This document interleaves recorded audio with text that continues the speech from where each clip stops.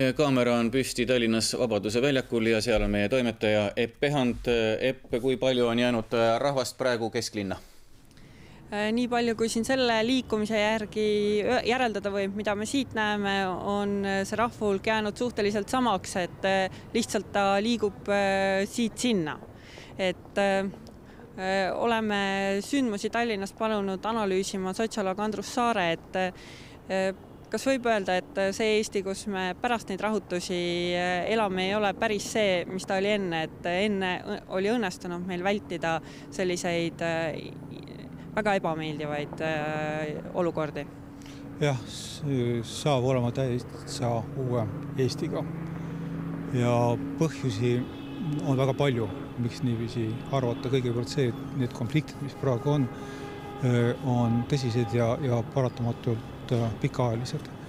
Ja nad oleksid lühiajalisemad sellisel juhtumil, kui tegu oleks ühe või teise lühiajalise teoga, kas või pronkssõdur. Tegelikult pronkssõdur on ainult teatud märk, teatud sümbol, mis on vallandanud teatud osas eranikkonnas niisugused tunded, mida nad on endas hoidnud väga, väga kaua. Ja sellepärast see situatsioon on tõsine. Me enam ei saa rääkida sellest, et hakkame nüüd elama sõbralikult. On olemas väga selged erinevused kahe kogukonna vahel ja need piirid, näiteks ütleme eestlased, mitte-eestlased, me arvame võib-olla, et näiteks mitte-eestlastest Eesti Vabariigi kodanikud, et nad hoiavad rohkem eestlaste poole. Uuringud näitavad, et üldse mitte, tähendab hoopis teised hoiakud on. Ja need probleemid on märksa tõsisemad, nad on olnud rohkem kui 10 aastat, alates sellest, kuidas hakata andma kodakondsust. Kui kaua aega räägiti sellest ja mitte-eestlasest rääkis väga palju, et nad on teise sordi inimesed ja nüüd selle konfliktiga seoses on nad tunnetanud teatud jõudu.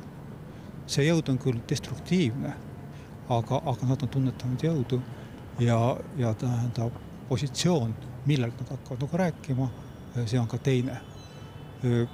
Miks see situatsioon on ka väga halb, on sellepärast, et tegelikult puudub tõsine dialoog.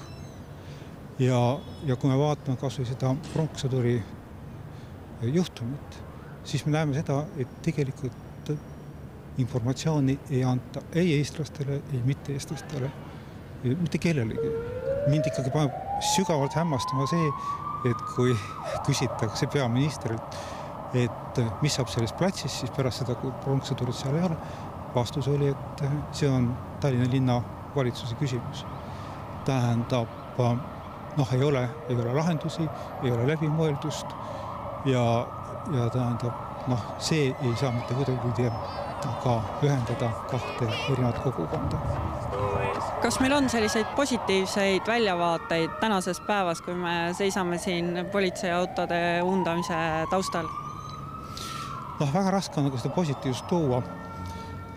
Loomulikult, et on see, et kas või mitte-eestlaste hulgas on päris palju neid inimesi, kellel on antud olukorrast häbi. Häbi on sellepärast, et valitsus pidi teadma, mis tegelikult juhtub ja on käitunud vastutustundetult.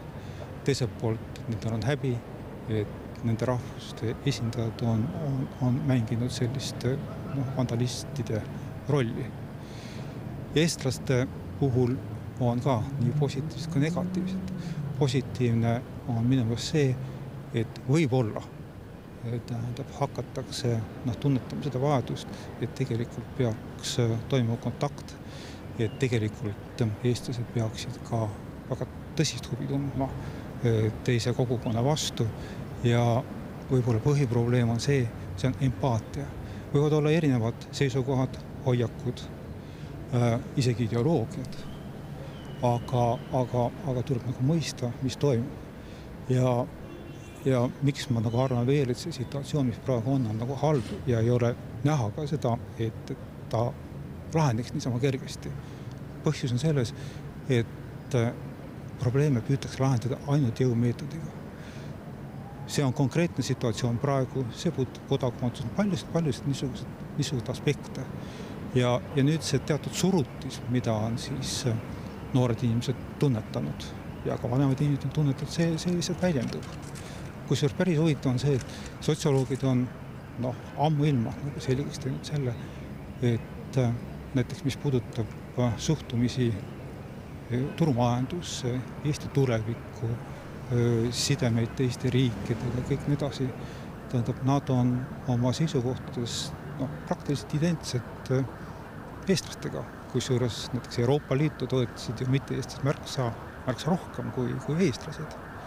Aga on olemas teatud seisukohti, see puudutab teist maailmasõda, see puudutab eestlaste, mitte eestlaste suhted selles mõttes, kes on võitnud, kes on kaotajad, milline on ühe või teise positsioon. See on praktiliselt ühesugune nii noortel kui vanadel.